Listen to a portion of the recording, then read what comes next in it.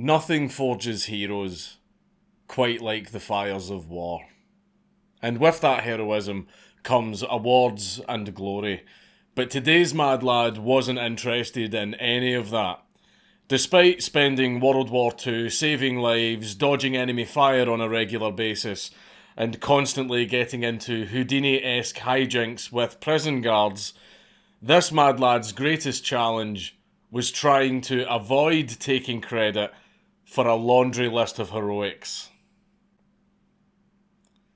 Captain Charles Hazlitt Upham.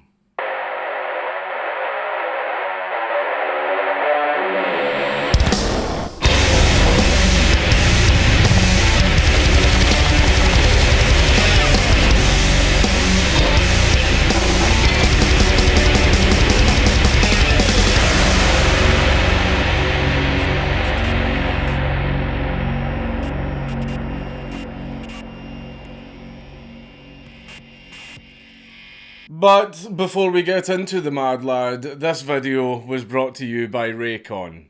Raycons provide premium wireless audio for around half the price of its market competitors. The company was co-founded by Ray J and has been endorsed by celebrities like Mike Tyson, Rich the Kid and Snoop Dogg. And Raycon's wireless everyday E25 earbuds are their best ones yet, with 6 hours of playtime, seamless Bluetooth pairing, more bass and a compact design for a comfortable, noise-isolating fit. They come in a range of fun colours and patterns and with a 45-day free return policy. So get yourself some Raycons at my link down below, buyraycon.com/Dankula to get 15% off your order. Charles Hazlitt Upham was born on the 21st of September 1908 in New Zealand, and he was the son of a lawyer. He was educated at Christ's College, where some of his defining traits began to manifest. Upham was nicknamed Pug. Good nickname.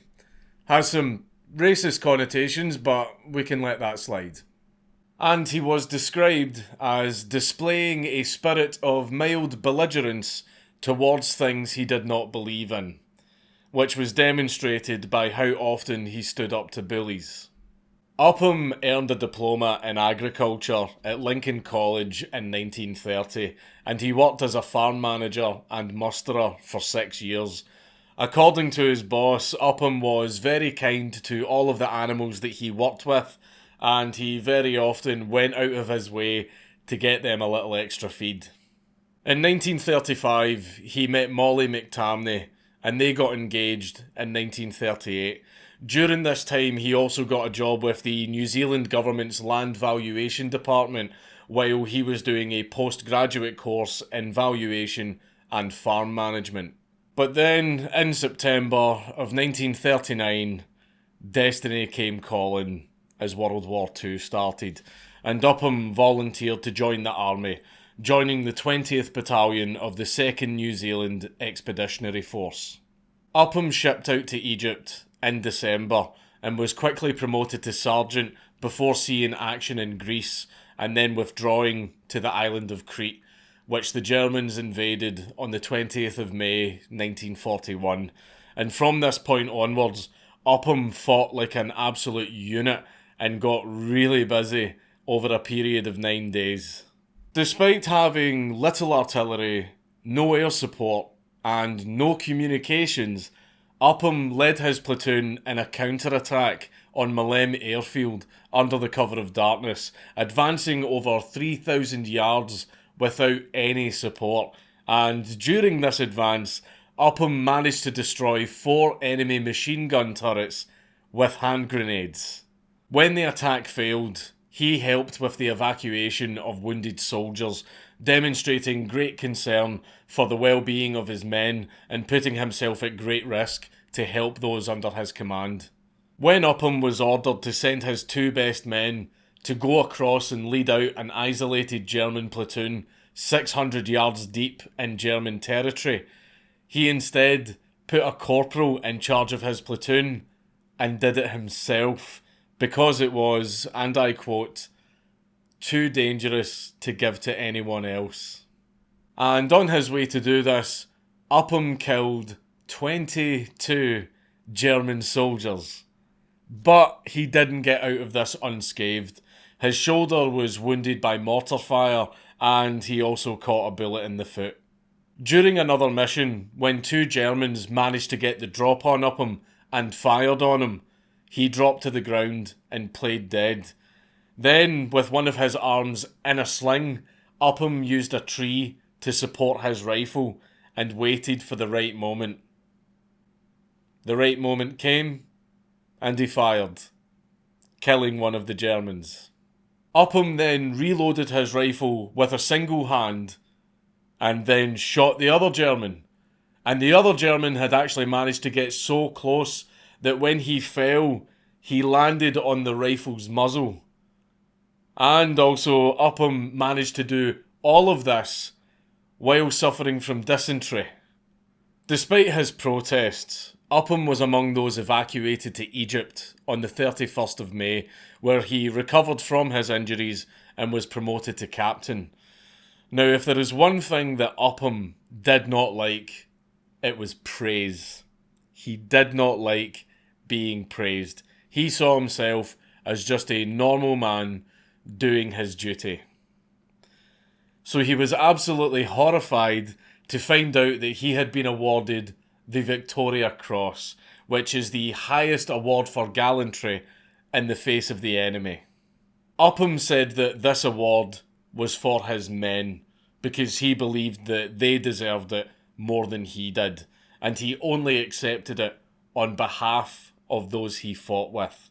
And as you would expect, his citation for the Victoria Cross was absolutely stacked with feats of bravery, saying that he had, and I quote, performed a series of remarkable exploits showing outstanding leadership, tactical skill, and utter indifference to danger.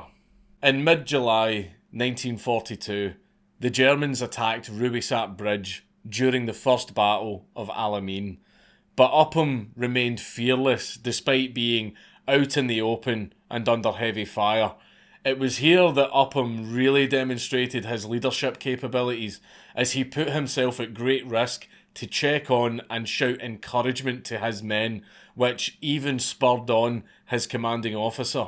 Upham then managed to single-handedly overrun several enemy machine gun posts, and he also managed to destroy a literal truck full of German soldiers with hand grenades. Although he did slightly wound both of his arms from his own grenades in the process. Whenever Upham needed to get intel to advanced units, he drove to them himself in a jeep with a German machine gun mounted on it, straight through enemy lines. And at one point, he got his jeep stuck in the sand, most likely due to the weight of his balls of steel, and so he ordered some nearby soldiers to push it out. However, these soldiers were Italian, and they were pretty surprised to be receiving orders from an enemy soldier. But they did it anyway. They helped him get his jeep unstuck. We have no idea why they helped him, but they did. Maybe they recognised him and thought, Jesus Christ, that's Charles Upham. Just get him in his jeep and get him the hell out of here, right? We don't want that kind of trouble. The man was such a Chad that he could literally command enemy soldiers. Upham then used the intel he was delivering to lead a successful bayonet charge against the Germans, but he was shot in the arm, shattering his left elbow. He then had the broken arm dressed and returned straight back to the fight, fighting against overwhelming odds in the German counterattack, until he was left unable to walk due to taking mortar shrapnel to the leg. Upham was then captured by the Germans. Only he and 5 others in his company survived the attack. Upham's actions in this battle went on to earn him a bar and another Victoria Cross, making him the 3rd person to earn the Victoria Cross twice, and the only combatant to do so. Upon hearing about the recommendation, King George VI was sceptical, since earning 2 Victoria Crosses so quickly was such an incredible feat. So he asked Major General Howard Kippenberger if Upham really deserved it. And the Major General replied, "In my respectful opinion, sir, Upham won the Victoria Cross several times over." Upham was very badly wounded when he was captured, and he recovered as a prisoner in an Italian hospital. The Italian doctor wanted to amputate his arm because they were too poorly supplied to prevent gangrene, but Upham refused because the amputation would have been carried out without anaesthetic, and this was a decision that likely saved Upham's life. But luckily, an Allied POW doctor dressed his wound and prevented it from becoming gangrenous. But after recovering, Upham's time as a prisoner was a very painful and difficult experience for the Germans. As we learned earlier in his life, Upham was an absolute nightmare for people that he didn't like. And he did not like the Germans. He messed with, inconvenienced, and infuriated them every chance he got. While being transported through Italy in a truck, Upham tried to use a kitchen knife to saw through the floor of the truck. When this plan didn't work, he just yeeted himself out of the truck at a bend in the road and then bolted for 370 metres with a broken ankle before being recaptured. Another time, he was being moved between prison camps on a train under the guard of 2 Germans, and to stop him from trying anything funny, he was only allowed to go to the toilet while the train was travelling at high speed to stop him from jumping out of the window. He jumped out of the window anyway. Oh, I love him. I love him so much. Unfortunately, because the train was travelling at high speed, he knocked himself out when he landed on the tracks. The Germans simply stopped the train, walked back, picked him up, and loaded his unconscious arse back on the train. But the most iconic incident, the one that Upham is really well known for, happened during one of his very many escape attempts from a prison camp. The camp was surrounded by 2 fences, and in the gap between them were massive piles of barbed wire. Upham tried to climb to the top of the interior fence and jump from the top of it to the exterior fence so that he could escape and also avoid all of the barbed wire. But unfortunately, when he jumped, he lost his grip and fell into the barbed wire and became tangled. 2 German guards on patrol then discover Upham, just sitting there, tangled in a giant pile of barbed wire, just chilling. So, the Germans ordered him to get out. And the Germans trying to give Upham an order was their first mistake. Upham instead just laid back, just laid back in a giant pile of barbed wire and said to the 2 guards, "Come in and get me." This obviously infuriated the Germans because they were too scared to go into the barbed wire and actually get him. So one of the guards pointed his rifle in Upham's face, and Upham responded to this threat by lighting up a smoke, looking the German right in the eye and saying, "I refuse to be shot by a corporal. Bring back an officer." This man is currently relaxing in a giant pile of barbed wire like it's a Comfy Max 2000 luxury leather recliner, and a German points a gun in his face, and he tells the German to go and get his dad. How is this man real? Surprisingly, the corporal actually obeyed Upham's order to speak to the manager, so the corporal brought Commandant Houtman Knapp, who ordered his men to take a picture of Upham as evidence so they could initiate disciplinary procedures against him. And look at this.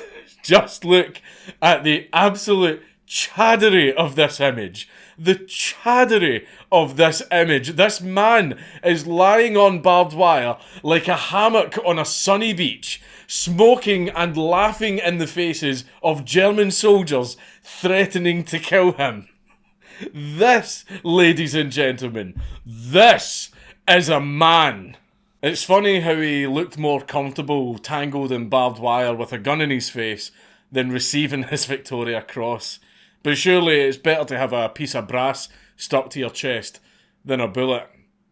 And speaking of which, Commandant Knapp actually knew about Upham's disdain at receiving the Victoria Cross, so Knapp held a fake ceremony to pin a replica Victoria Cross on Upham in an attempt to insult and humiliate him. In response, Upham spit directly in Knapp's face.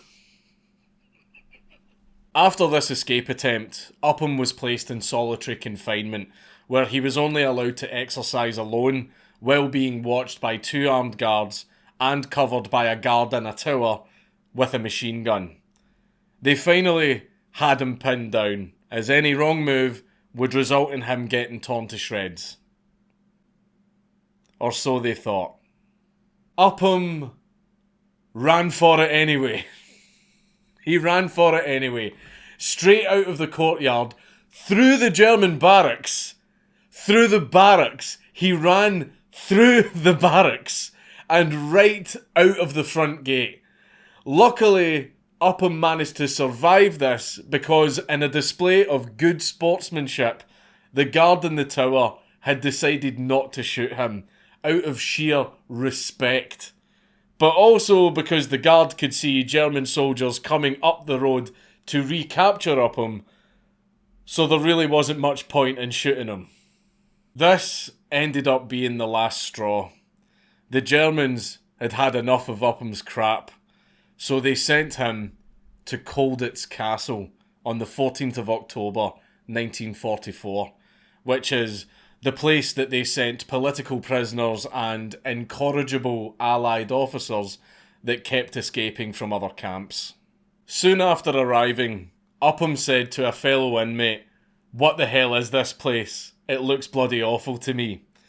But despite the hardship of being stuck in the notorious Colditz, Upham gave as good as he got and continued to be an absolute pain in the arse for his captors. Unfortunately, he ended up staying here for a while, because the place lived up to its reputation of being escape-proof. But then, despite Hermann Göring boasting that no Allied planes would ever fly over German territory, Upham got a helping hand on the 16th of April 1945. Air raid sirens went off, and everyone was pretty surprised when American bombers showed up and started bombing the absolute hell out of the area.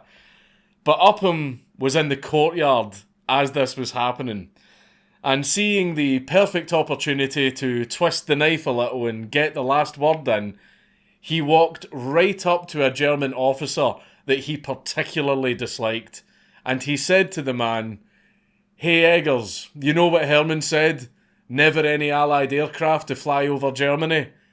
Well, what do you think those are up there? Bloody ducks." Oh, he's a cheeky bastard. Even though most of the prisoners freed in the camp's liberation went straight back to Britain, Upham still had plenty of fight left in him, and he was prepared to join up with an American unit and get straight back to kicking arse. But, to his disappointment, he was sent back to Britain instead. The war was now over for Upham, But it wasn't all doom and gloom, because he was reunited with his fiancée Molly, who was serving as a nurse. King George VI also awarded him with his Victoria Cross and Bar, which he accepted in a typically humble fashion, saying, "Naturally, I feel some pride in this distinction, but hundreds of others have done far more than I did. They could have given it to one of them." Upham and Molly then got married in Hampshire on the 20th of June 1945, and they returned to New Zealand by the end of the year.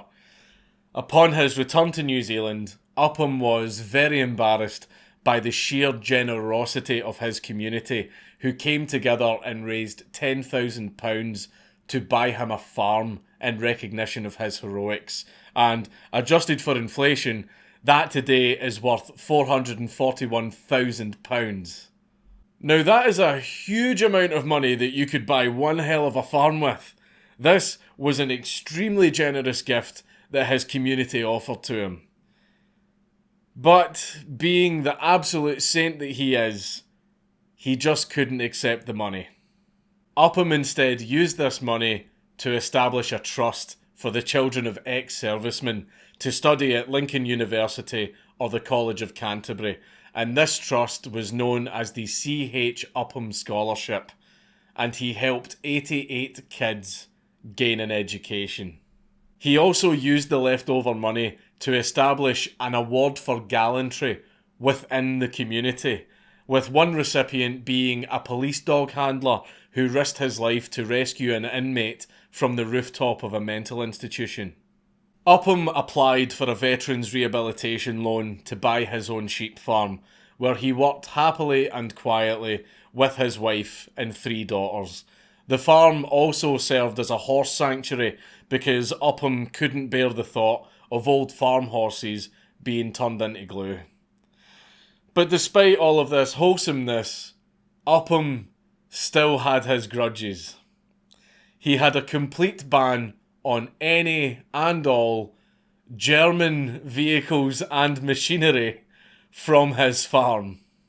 Upham absolutely shunned attention and was very adamant in downplaying his own role in the war, saying, and I quote, "I don't want to be treated differently from any other bastard."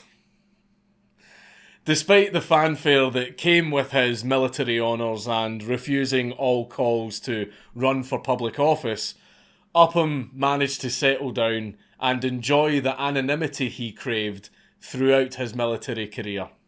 Although he did speak up in 1962 when he denounced Britain trying to enter the common market, saying, and I quote, "Britain will gradually be pulled down and down." Based. Upham later doubled down on this position again in 1971, saying, "Your politicians have made money their god, but what they are buying is disaster." If only he knew how right he was.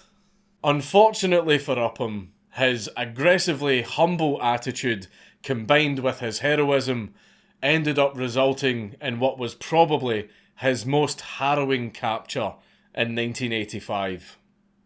Your Excellency, I'd like to apologise for intruding on your cocktail party this evening, but then you do know exactly why I'm here, don't you? Yes, I do. As a matter of fact, you've been a great deal of help in getting our subject here to Wellington tonight without the person being aware of what was about to happen. Sabotage wasn't my long suit. Well, you've been a tremendous amount of help. I need some more help, however. I wonder if...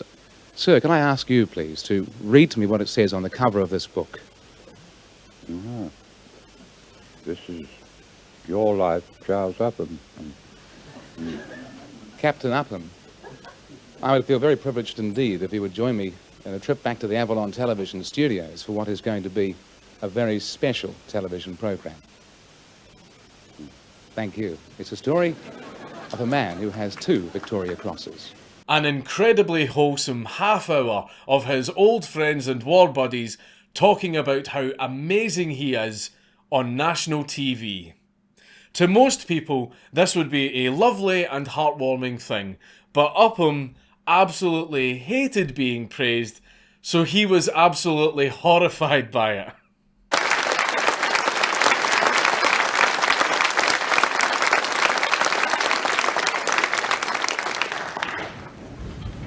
Upham retired in January of 1994 due to poor health. And sadly, he passed away on the 22nd of November that year at the age of 86. His funeral was carried out with full military honours in a cathedral with 5,000 people in the streets paying their respects. And he is buried at St. Paul's Church in Papua Nui. Whether he wanted to be one or not, Charles Upham really earned his status as a hero, considering his selflessness, concern for his own men, and complete disregard for his own safety for the sake of others. It's no wonder that this Kiwi Captain America was the most highly decorated Commonwealth soldier of World War II. He certainly earned his bronze statue that was erected in North Canterbury. Though I feel if he was still alive, he would be absolutely furious about that. Even though Upham said that he'd have been happier if he had never received the Victoria Cross because of all the expectations it put in him, and even though he said that all of his military honours are the property of the men in his unit, still, everything that he managed to accomplish in his life in times of both war and peace, and his strength of character throughout all of it, well, it's just truly inspiring. Thank you for your service, and everyone pay respects to this amazing man who looked his captors in the eye and told them, I'm not locked in here with you, you're locked in here with me. It's Count Dankula on YouTube. Everybody just subscribe.